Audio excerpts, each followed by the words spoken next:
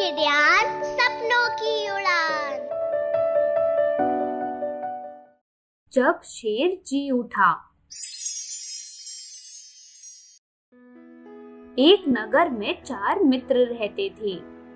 उनमें से 3 बड़े वैज्ञानिक थे, किंतु बुद्धि रहित थे। चौथा वैज्ञानिक नहीं था, किंतु बुद्धिमान था। चारों ने सोचा कि विद्या का लाभ तभी हो सकता है यदि वे विदेशों में जाकर धन संग्रह करें। इसी विचार से वह विदेश यात्रा को चल पड़े। कुछ दूर जाकर उनमें से सबसे बड़े ने कहा, हम चारों विद्वानों में एक विद्या शून्य है, वह केवल बुद्धिमान है।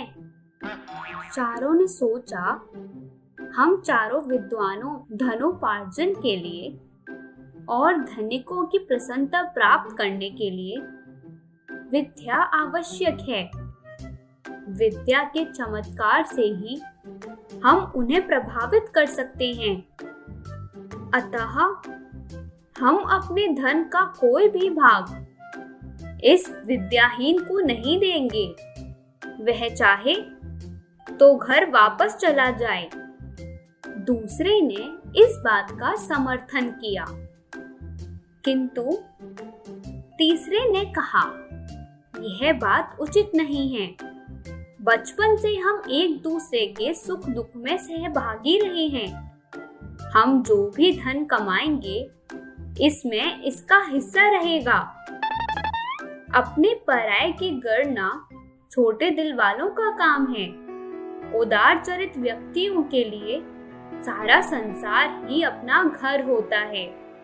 हमें उदारता दिखलानी चाहिए। उसकी बात मानकर चारों आगे चल पड़े। थोड़ी दूर जाकर उन्हें जंगल में एक शेर का मृत शरीर मिला। उसके अंग प्रत्यंग बिखरे हुए थे। तीनों विद्या अभिमानी युवकों ने कहा, आओ हम अपने विज्ञान की शिक्षा की परीक्षा करें। विज्ञान के प्रभाव से हम इस मृत शरीर में नया जीवन डाल सकते हैं। यह कहकर तीनों उसकी हड्डियां बटोरने और बिखरे हुए अंगों को मिलाने में लग गए।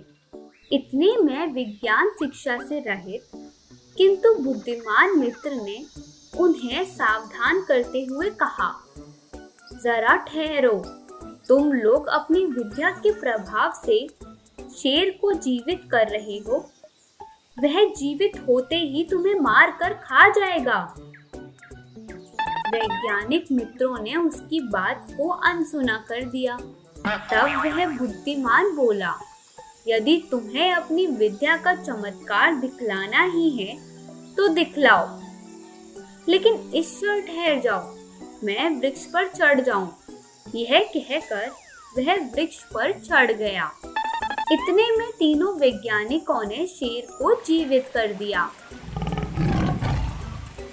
जीवित होते ही शेर ने तीनों पर हमला कर दिया।